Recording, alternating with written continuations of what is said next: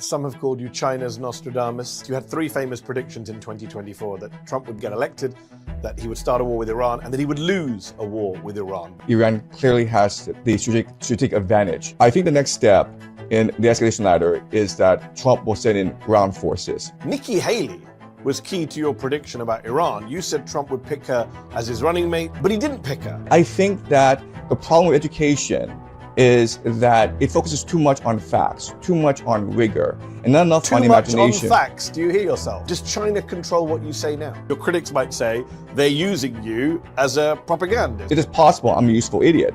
And I suspect that there are many entities around the world who would like to amplify my message, including the Chinese government. Hold on. You don't call yourself Professor Jiang on your YouTube channel? I do now, but when I first started out, if you go way back to my early lectures... Doesn't matter when you first started out. You do call yourself Professor Jiang and you're not a professor. What is your big prediction now for 2026? We'll see what happens. We can test it out at the end of the year.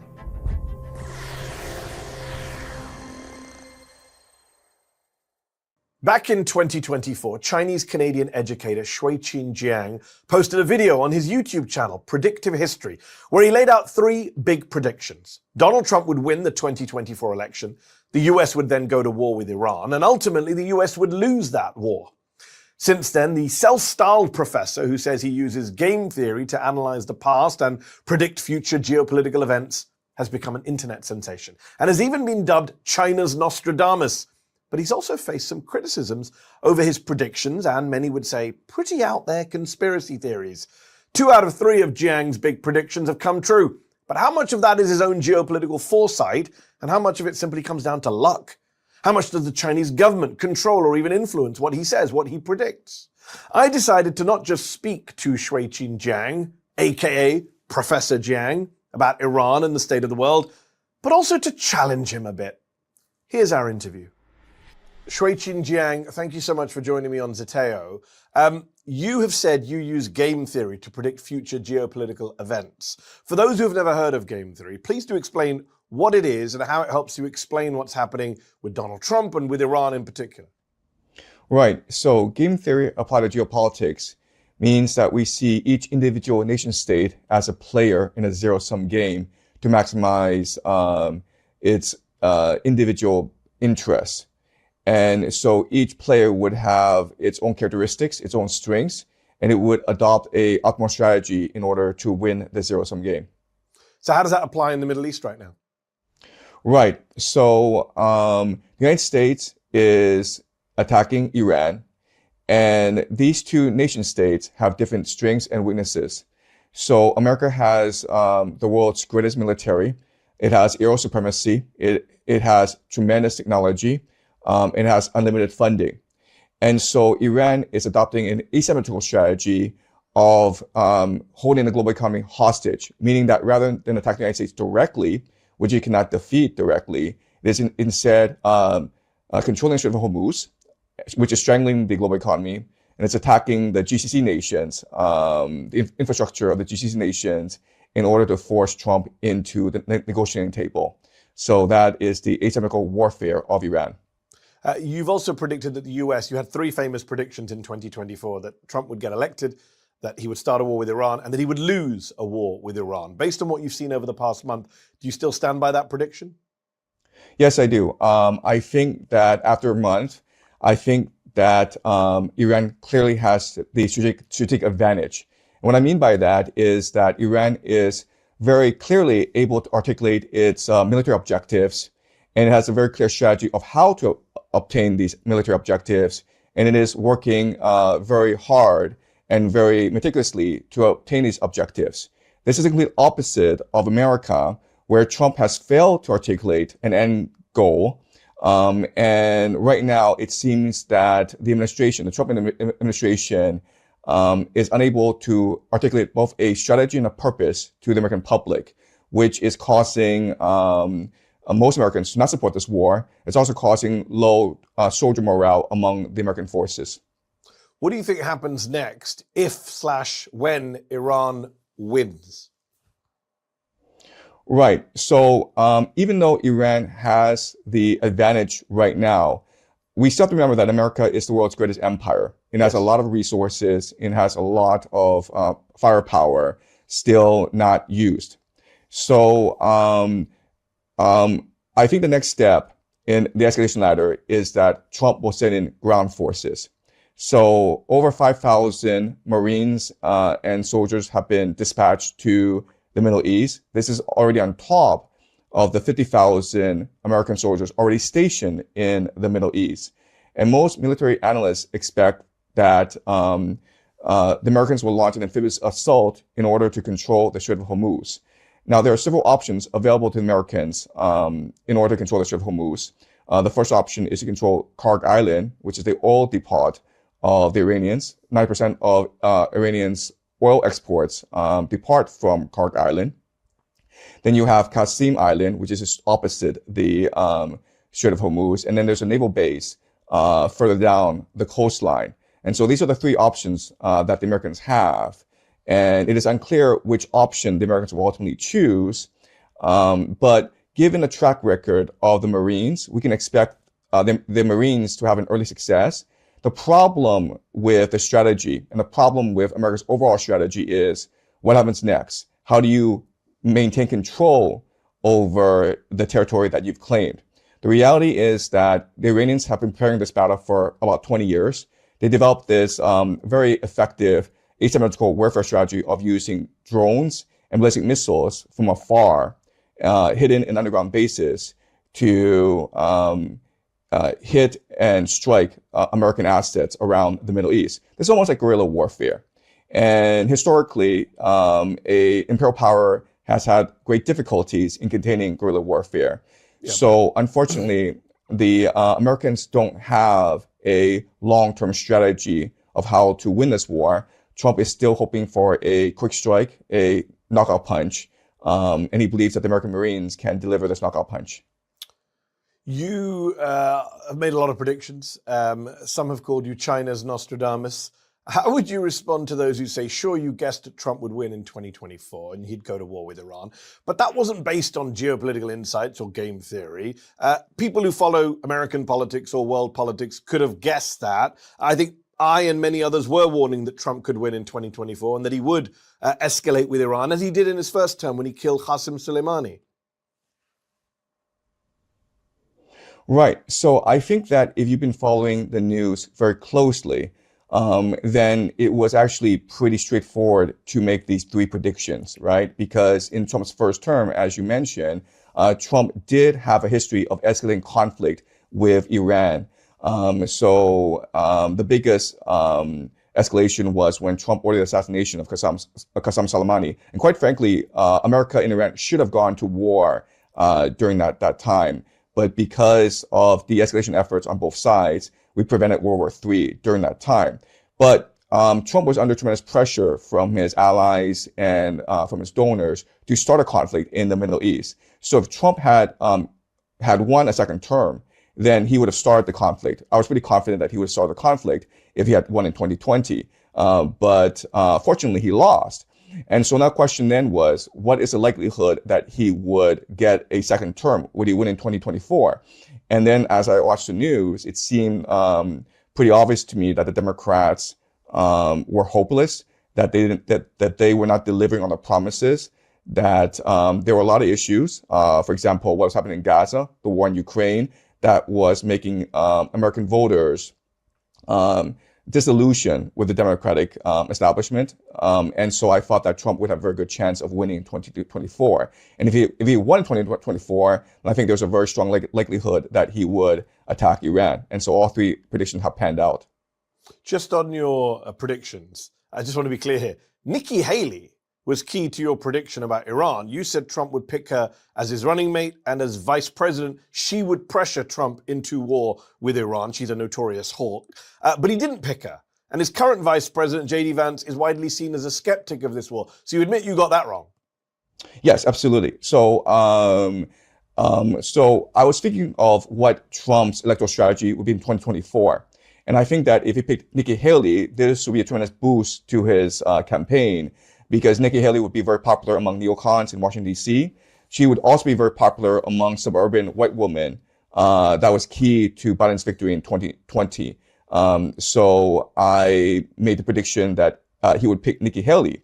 But at the same time, I was not completely sure about it because I also felt that J.D. Vance also had a good opportunity to be selected. And I also said during my lecture, making the prediction that Nikki Haley would be his running mate, that depending on whether or not he picked Nikki Haley or J.D. Vance, this would determine how we can foresee or understand Trump's second term. And so, if he had picked Nikki Haley, then he would have been he would have been fully committed into the neocon project of regime change throughout the Middle East, of supporting Israel, of establishing American imperial power throughout the world. He didn't pick Nikki Haley. Instead, he picked the complete opposite, who is J.D. Vance, who is America first, who has always been skeptical of American imperial overreach. But not only that, he also picked Tulsi Gabbard to be his director of national intelligence. And so these are the two major skeptics of this war in the Middle East. And what I will say about picking these two individuals is that it shows that Trump has an off-ramp strategy, where if this war goes sideways and the American public is up in arms and he's losing in the polls, then Trump may decide to pivot back to America first and have J.D. Vance and Tulsi Gabbard elevated in the administration over individuals such as Marco Rubio and Peter Hegseth. Yes. So that, yeah. I suspect he will blame Pete Hegseth if all of this goes sideways, as it is. Where does China fall into all of this? You're a Chinese Canadian. You're based in Beijing. China clearly stands to gain from a failed U.S. war with Iran. How much of your views are reflective of China's views, the Chinese government's views, the CCP's views? Right. So the official Chinese Communist Party line is that China is committed to global peace and to global trade that benefits all. China wants a win-win globalized system in which people are trading peacefully and which everyone is committed to world peace. And so China has come out vocally criticizing both Iran and the United States. The United States for starting this war, but also Iran for attacking the GCC energy infrastructure. Remember that China relies heavily on Qatar liquefied natural gas, as is the case with other countries in Europe. So China looks at what's happening in the Middle East, and China, I think, is working very hard diplomatically to come to an agreement. Unfortunately, right now, China doesn't have much leverage over either the United States or Iran. In fact, many analysts believe that this war was started in part to economically strangle China, because China depends on a lot of its economy. A lot of its economy is based on accessing cheap energy from overseas. Specifically, the GCC. China imports 40% of its energy needs from the GCC. And so if the GCC were to stop energy production, then the Chinese economy would be in a lot of trouble. And this would give Trump a lot of negotiating leverage over China in the upcoming talks scheduled for mid-May. And I believe that what's going to happen is that because the Chinese are extremely pragmatic and very business-orientated, then I think that Trump and China will sign a landmark deal where China agrees to buy a lot of energy from North America. You're full of praise for China's role in trying to get peace in the Middle East. Here's what I don't get. You were caught filming protests by Chinese workers, famously in 2002 as a freelance journalist at the time. You were suspected by the Chinese government of spying. You were deported from China. Reporters Without Borders protested your deportation at the time. How did you get back into China? And why is it, some of your critics say, you have so little to say about China's role in all of this geopolitics? Is it because you're not allowed to currently? Right. So when I started as a young journalist, I was subcontracted by PBS to do a documentary on China's WTO entry. And one major issue about China's WTO entry, of course, is worker rights. And at this time in China, there was a major restructuring of the state-owned enterprise system. So I was dispatched to northeastern China to film a worker protest. Unfortunately, the place was swimming with police spies, and I was arrested and interrogated for 2 days. I was held incognito for 48 hours, which is the maximum by Chinese law. And I signed a confession saying that I was a reporter and working in China illegally as a reporter, and the decision was made to deport me without charging me with any crime. And so I was allowed to come back into the country, but I was deported. So that was the story. If they suspected you of being a spy, how did they let you back in? China's not known for being that trusting. They suspected me of being a spy, but after a 48-hour investigation, after doing a thorough background check on me, they concluded that I was not a spy. And I was a journalist working to film in a worker protest. But it wasn't just 2002. In 2017, we checked, you wrote an op-ed for CNN.com, headline, China's media enables tyranny and corruption. In that piece, you praised the US media as the world's free speech defender of last resort. You said, in China, power trumps truth. And China's Communist Party, you said, maintains its iron grip on power by controlling what's said in the media and what's taught in the classroom. Do you stand by those views from less than a decade ago? So in 2017, when I was asked by CNN to write an op-ed, I did stand by those views at that time because, like everyone else, in 2016, when Donald Trump won the election, I thought this would be very bad for American democracy because he was clearly not a believer in free speech. Yes. He called the news media fake news. And so I wrote the op-ed for American audience saying, like, the greatest treasure, the greatest wealth of America is the First Amendment, the right to speak whatever you want. And I contrast that with China, where you're not allowed to say whatever you want, where you are very much monitored by the government. Even today, I do not have a Chinese online media presence. I do not say anything online. I do not talk to reporters from China because I'm conscious that whatever I say online could be used against me. But hold on, they allow you to be on this show. They allow you to be on YouTube. You get past the great firewall that you criticized in that CNN piece. How come? Look, the reality is that the best way to understand my situation in China is I'm essentially a Martian on Earth talking to Martians back at home in Mars. Like, I am not part of the Chinese system. I'm on YouTube, which is blocked in China. How do they allow English. you to be on YouTube? This is what I'm not understanding. If you're blocked in China, why do they allow you to become... You're very prominent now. You're famous in the West. I'm sure the Chinese government has noticed that.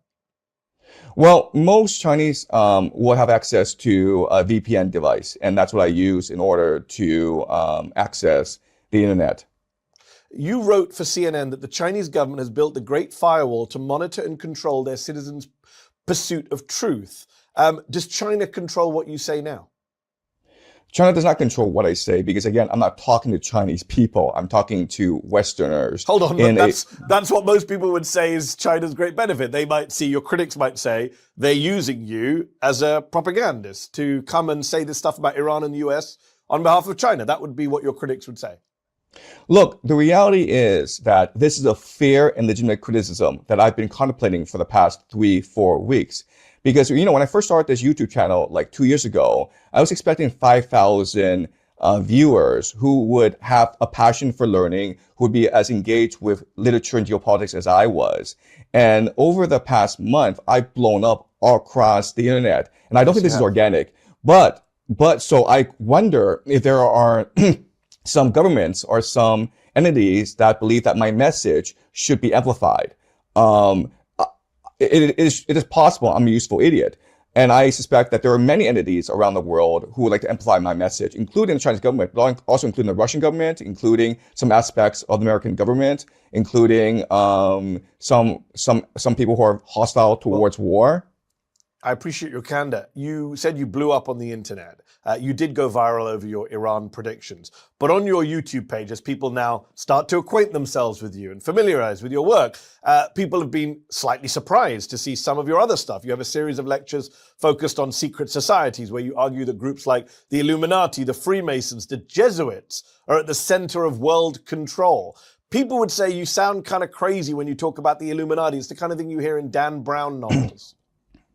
Right. So I'm trying a new approach to pedagogy and to scholarship, which is speculative analysis. So I went to Yale and I received a very rigorous classical education. I'm very happy and proud that I went to Yale. But what I discovered in life, as I stumbled through life, is that what I was taught at Yale doesn't really apply to real life.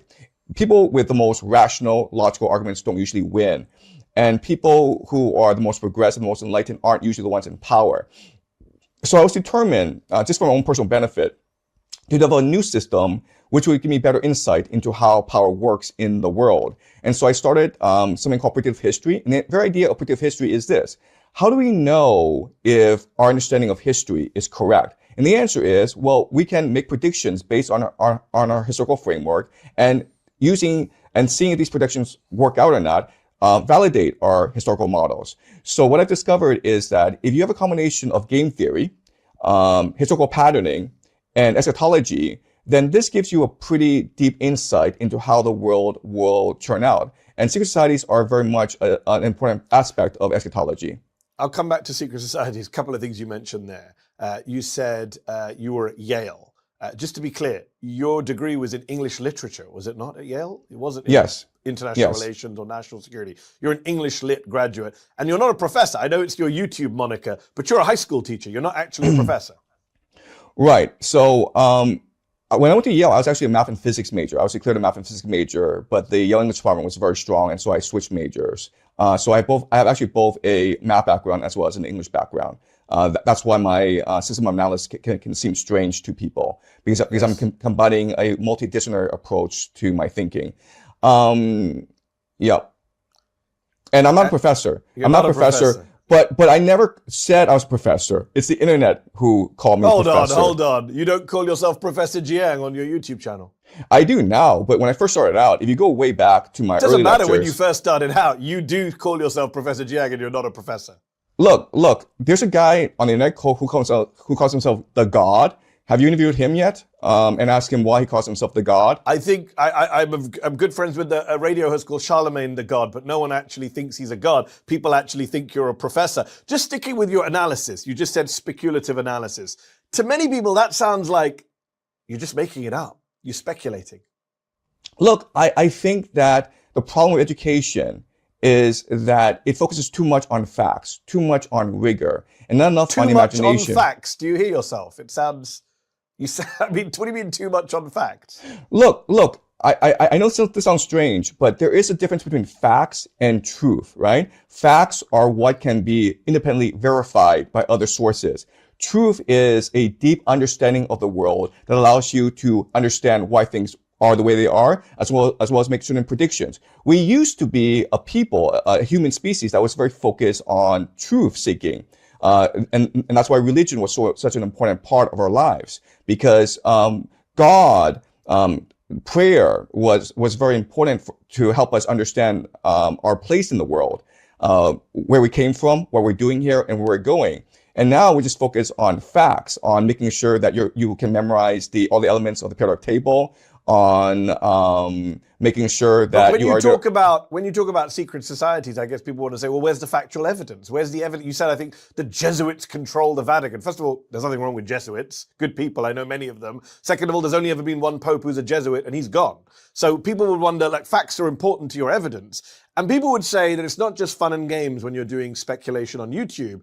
They look at some of your rhetoric and they see that you don't just criticize Zionism or Israel, as many people legitimately do. You talk about this pretty far-right concept of Pax Judaica, a new world order centered around Israel. You have a video called Dawn of the Jews, in which you seek to answer the question, why is it that Jews are so dominant? Surely you understand why a lot of people think at best you're trafficking in pretty anti-Semitic tropes, and at worst, you're a card-carrying anti-Semite when they see that stuff.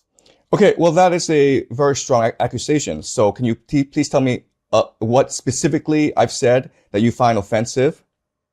When you do a video called Dawn of the Jews, why is it that Jews are so dominant? You don't find that offensive?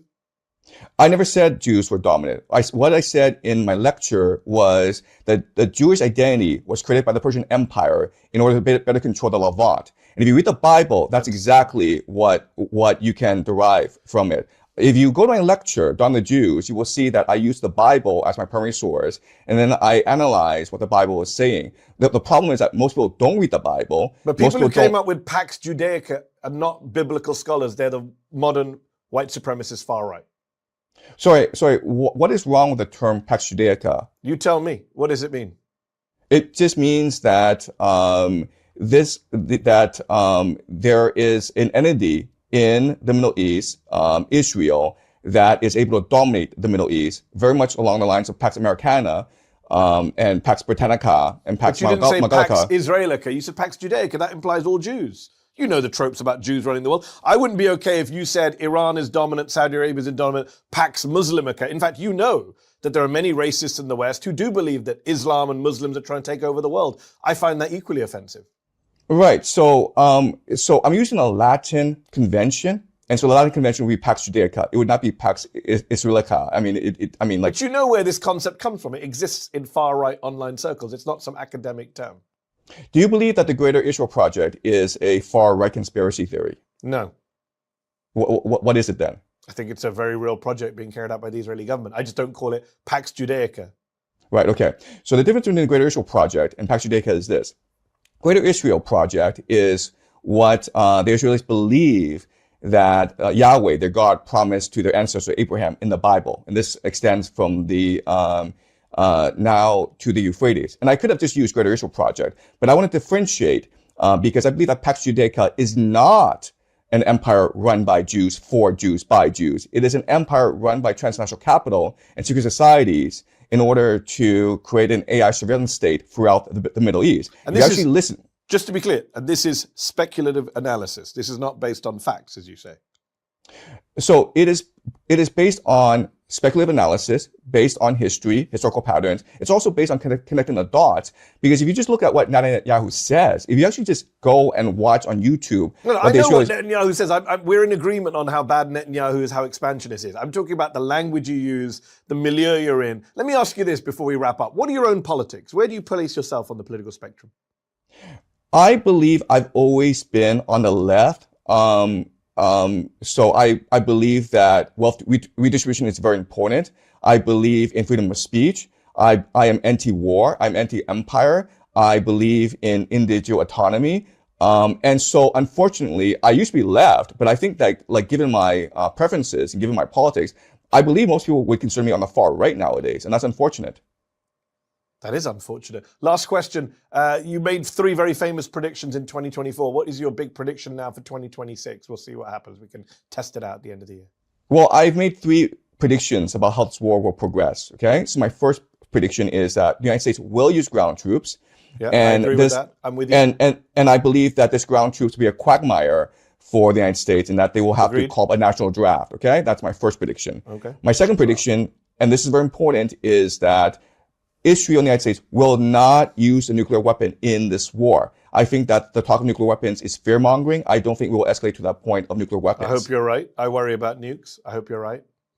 And my third and most controversial prediction is that I believe that during the course of this war, somehow, some way, the Al-Aqsa Mosque will be destroyed. Wow. Yeah. Well, that would be a disaster. God forbid. We will have to leave it there on that rather dark prediction. Jiang, I appreciate you taking time out. I appreciate you taking my questions. Thank you so much. Thank you.